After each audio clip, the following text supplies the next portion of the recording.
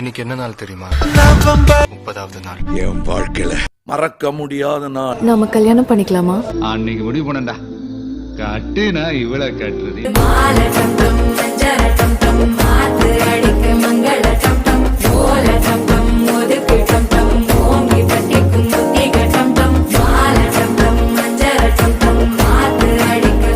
Happy anniversary.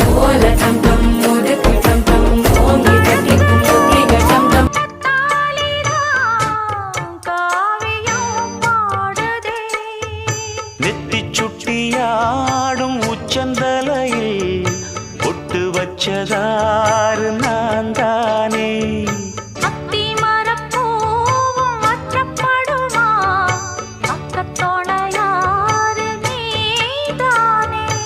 ஆசை பேச்சில் பாதி மூச்சில் லேசாதேகம் சூடு.